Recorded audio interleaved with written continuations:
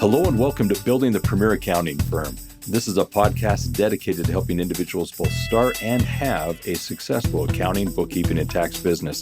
This show is committed to giving you tips and tricks, ideas and suggestions that you can use related to marketing, selling, pricing, onboarding clients, working with clients, obviously doing the things to improve client relations. In fact, going so far as to offering quality advisory and coaching services in addition to the quality accounting services you're already doing. The intent here is to get you paid what you're worth as an accountrepreneur. Why? Because accounting success is universal. So with that being in mind, I'm your host, Roger Knecht, president of Universal Accounting Center. And for more than 20 years, I've been working with accounting professionals to help them both start and build successful businesses. And with that in mind, I've got an excellent guest for us today. Trokon Pope happens to be the owner of TRP Accounting Services LLC, located in Hightstown, New Jersey. Troken is a certified professional tax preparer, profit and growth expert, Intuit QuickBooks Online Advanced Certified ProAdvisor, certified life and business coach, and Fathom Advisor. He is a father of three, soon to be four. Congratulations, Troken. And these are all boys. He is the husband to his life partner, Deyonna Pope, who is the co-owner of C.O.D.E 2.0 located in Burlington, New Jersey. He graduated from Thomas Edison State University located in Trenton, New Jersey in 2020. And with his BSBA, he actually is focused in accounting studies, with which he opened his TRP Accounting Services in September of 2020. Now, in their first year of operation, they actually generated over $60,000 in gross revenue, which he was excited to achieve. TRP Accounting Services currently offers bookkeeping, tax planning and preparation for business and individual tax return filers, monthly expert consultations, and many more accounting services. He currently is the Northern Regional Director of Partnership for Successful Living, which is a not-for-profit that provides support coordination services to individuals born with a developmental disability. He has been in leadership positions for over 15 years and excels at creating efficiency workflows, policies, and procedures. As an accountant, Troken actually enjoys working with small to medium-sized businesses that provide services. His goal is to assist new and current business owners with getting a better understanding of their business's financial position so that they can make better business decisions. So, first of all, welcome to the show. Thank you for having me, Roger, and thank you for the warm introduction. You are so welcome. This is going to be fun because I know we've spoken on a number of occasions. And one of the things that's come up is definitely the idea of marketing accounting services effectively. And we're going to get to that, but I want to just have you introduce yourself a little bit more to the people and give us an idea of why you chose accounting as a profession. Why did that become your course of studies and bring you to this type of business? So I got into accounting actually by accident. Okay. So when I was younger, I always had like an entrepreneurial spirit. I used to shovel snow. I used to mow lawns. I used to take out trash. I love it. Rake the lawn. Yeah. And what I noticed nowadays, some of those things are kind of like gone with this generation.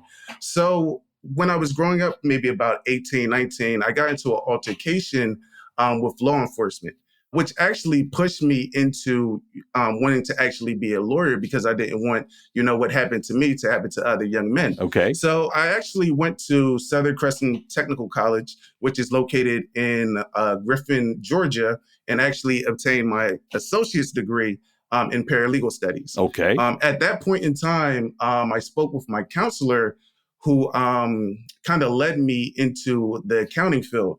And once I took my first session or class as in accounting, I actually fell in love with it.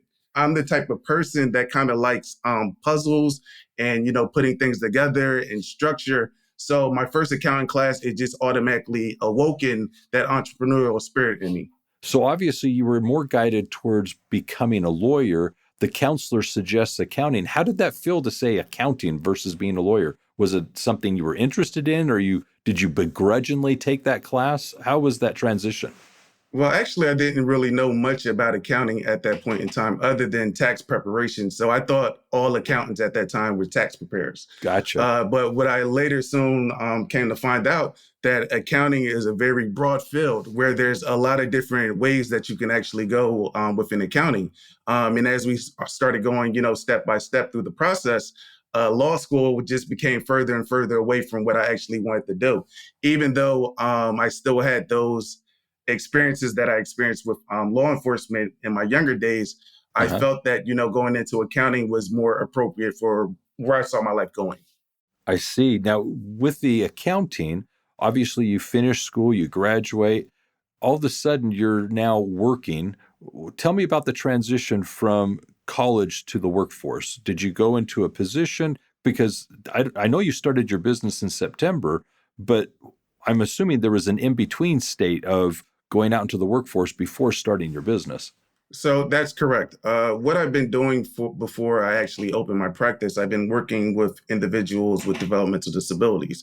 So I've always been in a leadership position. I've been an executive director for a nonprofit also by the name of Allies Inc., which Okay. basically provides group home services or residential services for individuals with developmental disabilities. Yeah. And actually overseeing all of those homes, which gave me the ability to understand processes, streamlining workflows, making sure that all the books are in order, making sure that how to manage staff, how to deal with difficult situations.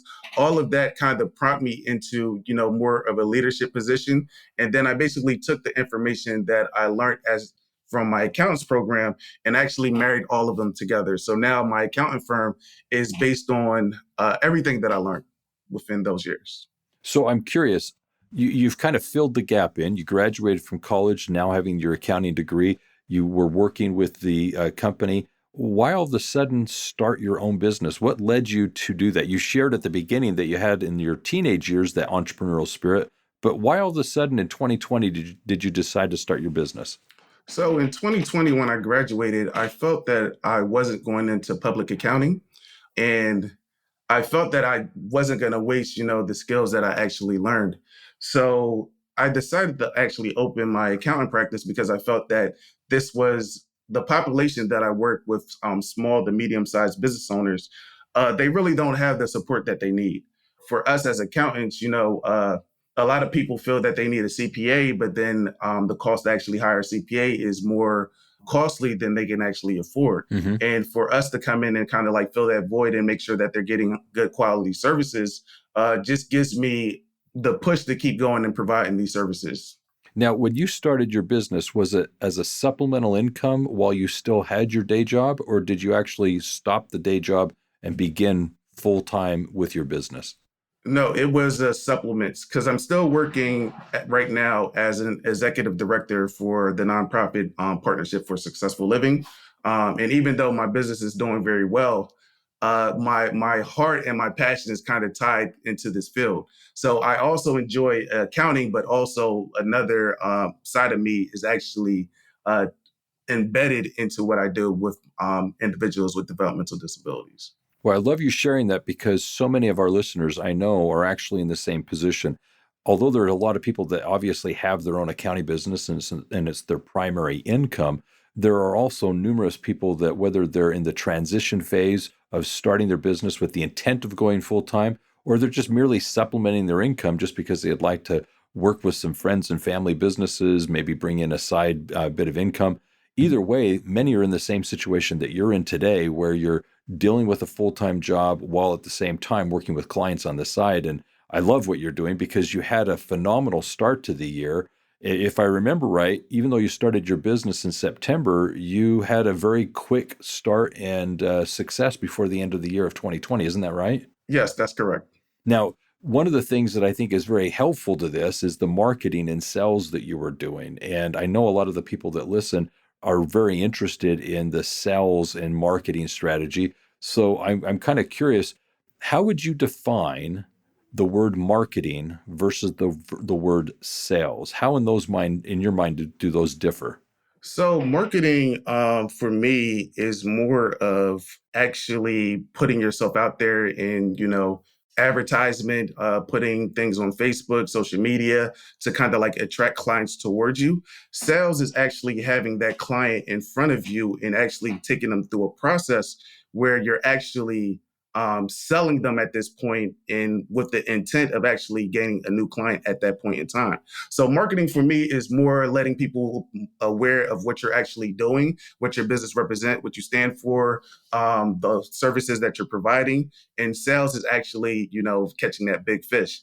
Yeah, I like your description. I similarly describe it as such. The easiest way I've found to describe marketing is it's everything we're doing to find that next potential customer. It's going into networking meetings, advertising, as you mentioned, and so forth, to find someone that we didn't already know, to bring them into our contact sphere so that we can start nurturing them. And with sales, it's everything that we can do to nurture them. But more importantly, as you described it, it's sitting across from the business owner, explaining the services, the features of what we do, the benefits, what they receive for our services, and then asking for the sale, extending that offer to actually have an engagement with us. And so I like that distinction because it allows us to determine which of the two areas we need to focus on more. So let's talk about marketing with you. As you were working your day job, starting your business, what were some of the marketing efforts that you found were helpful for you to actually find the contacts you needed to ultimately sell your services? So this is a shameless plug. Universal Accounting System was just phenomenal with the marketing systems that you guys have in place or information that you gave out during the courses. So I originally started taking the professional tax prepare program, and within there was a lot of different marketing material and advice. So one of the main things that kind of really worked for me is that I have a large pool of people that I speak to on a regular basis. So those individuals became like my first clients. Just actually speaking to them, letting them know that I'm providing the type of services that I'm providing. I was able to get them and then a lot of referrals. So majority of my new clients as of right now are all from referrals. Also, what I've been doing is I joined LaTip, which is a networking group, and we actually bounce leads back and forth. With that as well, I also send out newsletters and actual letters promoting my services and reaching out to new business owners within my geographical area. And all of these have been, brought to my attention by Universal Accounting. Well, first of all, thank you. I'll take that plug any day, so that's perfect. With regards to the program, you're right. In the professional tax preparer program, it does emphasize specific proven marketing strategies that we've identified to be not only effective, but inexpensive. And so I'm happy to hear that those were working out excellent for you. You brought up LaTip. LaTip is also a networking group. It's similar like other networking groups you might find in a local area. A lot of people will mention BNI. You've got LaTip. There's others that you can find that you can participate in. What do you find the benefits of LaTip to be? LaTip is just a bunch of good guys and girls that are actually in business. And every business needs an accountant, whether it's small or large. So no matter what business owner actually walks in there or who they may rub shoulders with throughout the days or their journey or in their careers, family life, everybody's going to need an accountant. So for me, I get a lot of leads from there, which turn into clients. And then also as I'm speaking to a lot of business owners and, asking them what type of issues or problems they may be experiencing, I'm able to bounce lead back to them as well. So it's always, as you learn in the Black, a good is on offer or a deal is only a good deal. Yes, if it's a good deal for both parties. There you go. Exactly. Once I knew where you were going with it, I knew exactly what you were trying to say. Yeah, in the book, In the Black, it actually addresses in business that you need to have a deal that's a good deal for both parties to be a success. And so in LaTip, I think one of the things that's very helpful in these networking groups, whether it be chambers of commerce, LaTip, as you've mentioned, is you get to meet similar individuals that are equally interested in growing the business, and you're leveraging your associations with each other. They likewise are speaking to business owners or people of interest, and all of a sudden, they become your advocate. They're out there influencing people to consider your services. So you can't be everywhere at once, but this group of individuals throughout the week, as they go about their day, can find opportunities to mention you and refer these people to you. And therefore, you've got this unpaid sales team, if you will, out there promoting you. And it's something that reciprocates. You do it for them, they do it for you, and it's very helpful. So I like how you described that. You brought up, obviously, the referrals. You mentioned the professional tax preparer program with the marketing that it offers there. Let's talk about sales now. Obviously, to meet people and to explain your services is one thing. How did you get the confidence to literally look the business owner in the eye or the individual and say, I can take care of your accounting or tax needs, and let's start this engagement? How did you go about having that confidence? So one thing I want to say is that confidence was an issue, as you know, a lot of new people entering into a new field or to a new business, we all kind of go through the stage of imposter syndrome. Hmm. And for me, I kind of faced that within like my first month, but I quickly, got rid of that fear. Definitely making sure that I have the right education that I need, exactly knowing accounting back and forth and being well versed with the individuals that I deal with. So building that confidence, it just came from taking my first client, making sure that they was well taken care of, making sure that the books were good, catching them up in compliance with things that they were lacking in, and just being able to actually find those type of errors and see the change within my clients' practice and business, and actually watching them grow and become profitable. That all gave me the confidence to, alleviate the imposter syndrome and actually uh, get into situations like this, which I fear public speaking. But I'm actually putting myself out there more because I know that the service that I provide is very beneficial for others. And I know that me personally, I'm going to give them the best service that their money can buy. I love that. Your commitment to provide that quality of service and to give them something that can make a difference is huge. And one of the words that you kept on saying was the word confidence. I love that. I've always felt that the secret to success is made up of two elements: confidence and competence. And time again, I've seen it proven. People say the same thing, which it boils down to the confidence to look a business owner in the eye and say clearly, I can take care of your accounting needs, and then the competence to have the ability to go back and actually do the work efficiently and profitably. So those two elements really come into play. And what you're describing is you went about getting the training, certifications, everything that was needed to build that confidence. And it's different for everybody. Different people, through experience, education, they get to that confidence level. And then the more and more experience they get, the more and more confident they become with the services they provide. So I think that's great. So let's talk about your business as what you do. You obviously do accounting, bookkeeping, but I also mentioned that you do business coaching and kind of life coaching. Tell us about that. Yes, so I became a certified life coach within the last 3 to 6 months. And that's been a wonderful journey. There's a lot that falls out when you ask the right questions. And there's a lot of information that you can obtain from individuals by asking these questions. One thing I learned about life coaching is that the answer is with the individual. It's not within us. Hmm. Even with business coaching, I understand the structure of business, but the most important thing is like getting under the skin or going more deeper into the reasons why people actually got into business in the first place, and developing whether or not they should be in business, shouldn't be in business. How does this affect their lifestyle? How does this affect their family? So when I do my life and business coaching, I'm also helping my individuals build their or clients build their business, but also work on life issues that may hinder the growth of their business. Yeah. Earlier you brought up the phrase, and it's not just a phrase, it's an actual mindset, and it's imposter syndrome. There's a lot of people that do face that and are reluctant to share it. And whether it's yourself facing it, or as you were describing, other clients maybe sharing that they're experiencing it, that's a big deal. And what in your mind, how would you describe imposter syndrome? Just having the training, the experience, the qualifications to perform a service, but because you're fearful of, messing up or making mistakes or being seen to be incompetent, you fail to put yourself out there. For me, even as well, I actually started providing services for free. And I would recommend never doing that.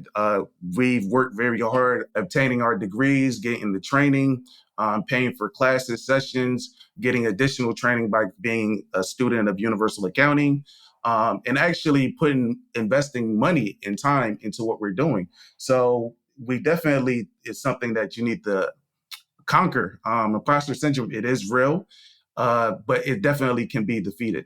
Yeah, one of the things I've noticed as I've worked with so many individuals regarding imposter syndrome is they are worried that they're going to be found out, that someone's going to figure out that there's something that they are not as perfect as they feel they ought to be for what they're being paid to do or what they're offering. And so oftentimes, as in business, we find ourselves kind of pushing that comfort level or that envelope of what we're experienced to do.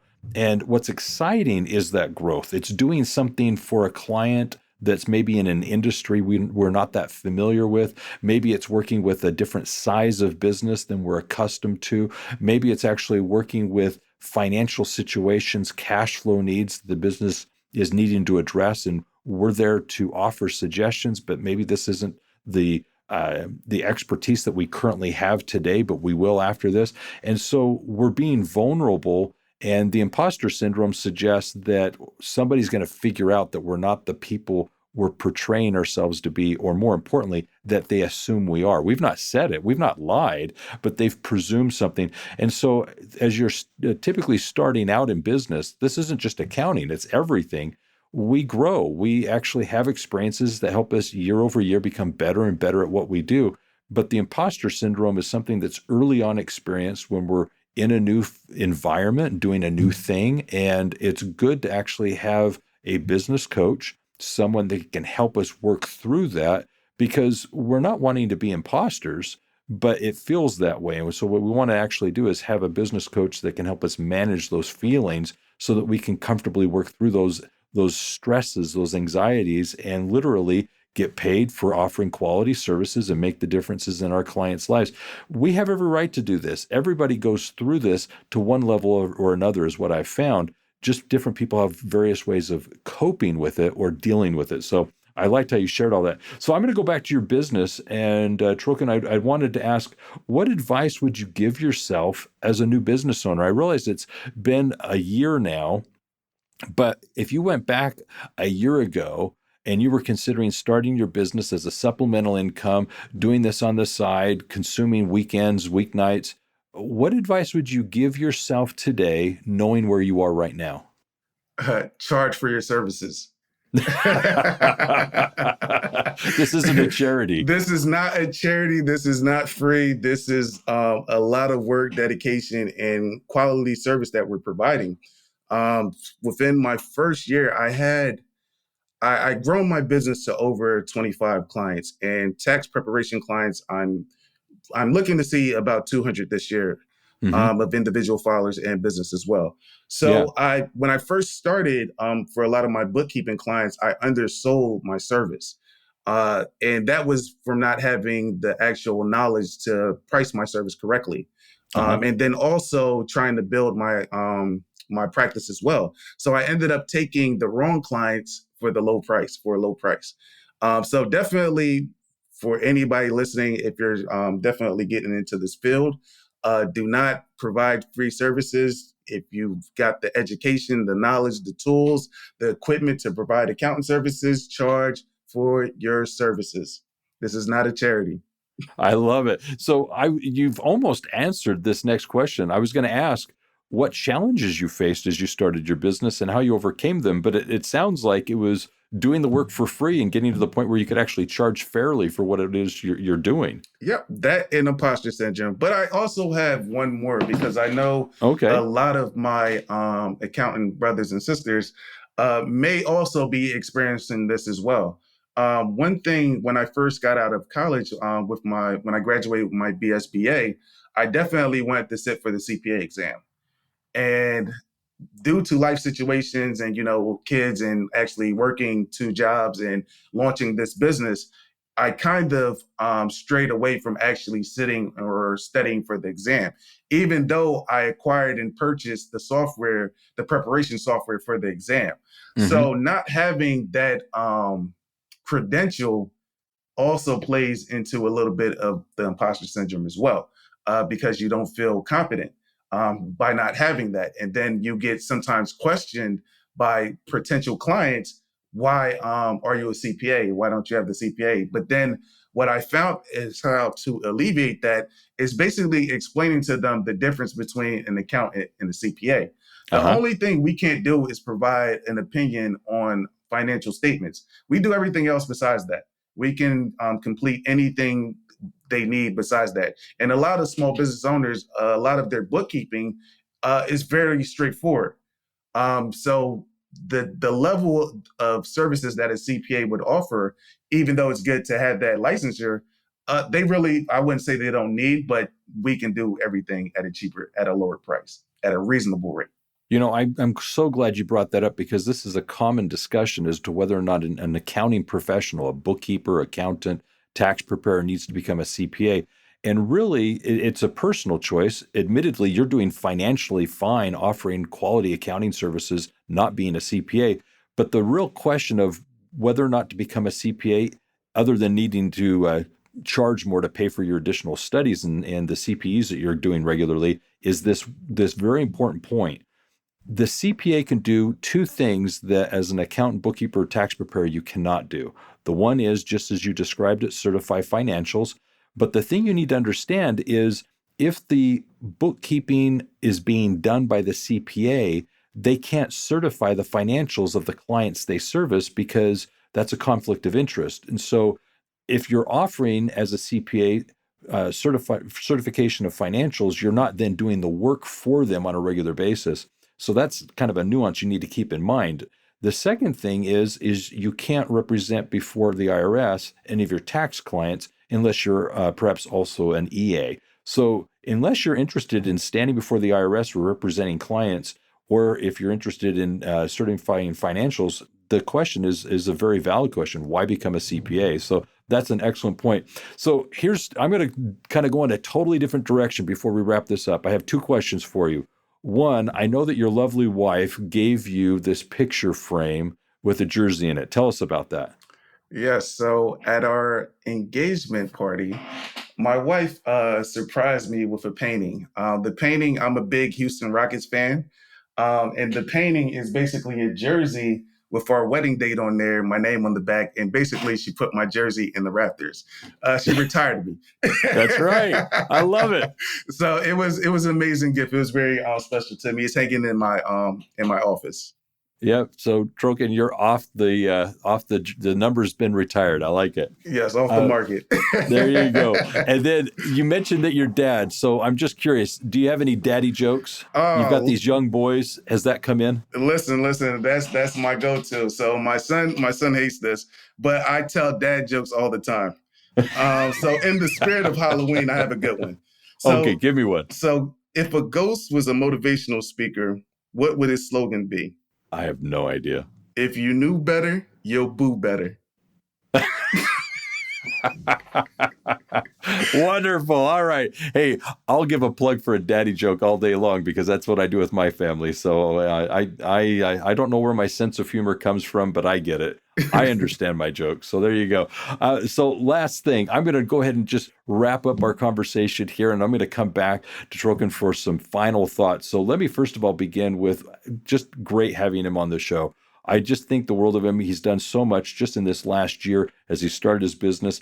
I think it relates so well to so many of the listeners where so often there are people that are actually complementing their day jobs with supplemental income, offering accounting services, tax services, bookkeeping services. And in balancing those two, it can be a challenge. And he's done an amazing job of it. In fact, he's excelled at starting his business, having a very successful short year beginning in September and doing more than $60,000 revenue in that first year. And then obviously he's got the tax season. He's got a very established business with over 25 clients, the 200 tax clients that he mentioned, something that we could all be aspiring for as we're starting businesses. And so I'm sure everybody here could take some things from that. And then the other thing that I'd like to emphasize is I just love the enthusiasm that he brings to the work. There is that imposter syndrome that can creep in, and I can see his desire, in addition to his accounting services, to want to offer business coaching services. I think it's something admirable. So with that being said, as an offer, what I want to point out is in the episode description, you're going to find some things that were brought up in today's discussion. First of all, in the episode description, I would encourage you to go there to get a copy of the book In the Black. It is 9 principles to make your business profitable. He spoke of that earlier. I'd love to give you a copy of it. It's an ebook that I'm sure you'll appreciate and definitely want to reference. It's also something that you can definitely take as principles to your clients. The second thing I'd like to make mention of is the Professional Tax Preparer Program. He spoke of going through that program, getting the certification of a PTP, being designated as such, showing that he's proficient both in individual as well as business tax planning and preparation. So that's excellent. And then lastly, related to the coaching services that he spoke of, there's the program Becoming a Profit and Growth Expert. I'm going to introduce that to you and have you see what that consists of. So go to the episode description to get that information and see what it is that Troken's done to actually grow his business as such. Now, with that being said, I'm going to come back and now ask what final thoughts you have to share with us as a group. My final thoughts is I just want to give you your flowers right now. I just want to thank you for providing this wonderful course sessions. I know the work that you put in is tireless, and definitely want to tell you just thank you for your services and everything that you do for us. Thank you as well for the team at Universal, Clay, Jennifer, Adam, Aja, Robin. Everybody there at UA are very phenomenal. They're very good at what they do. They keep us motivated. They send out information. Clay, I'm kind of a little bit disappointed right now because I'm missing the marketing clinic that he puts on every Thursday. So definitely Universal, there's a lot of support here. You're in business for yourself, but not by yourself. And they really mean that. I have to thank you for that. I didn't expect it, and I loved hearing all those names. There's such a team of individuals here, and yes, there's some tireless days, there's some long days, but honestly, I have fun at what I'm doing. I'm at a point in my career where it's definitely with the intent of giving back. I love the successes you and so many others are having, and to be a part of it is it's inspirational. It's perhaps becoming my legacy, and I'm grateful for it. So thank you for being on the show. I know that what you've shared today will resonate with so many of our listeners. So let me just wrap this up. Obviously, I want to encourage those of you listening to listen to our other episodes and, more importantly, subscribe to the podcast as we release each and every week new information for you to actually apply in your business to, in fact, have the premier accounting firm. The other thing I would encourage you to do is go to universalaccountingschool.com for more information on how you can apply these principles in your business, and give us a phone call. You can reach us at 801-265-3777. And always remember this, if it's about accounting, it is universal. Take care and have a great day and be safe out there, everybody.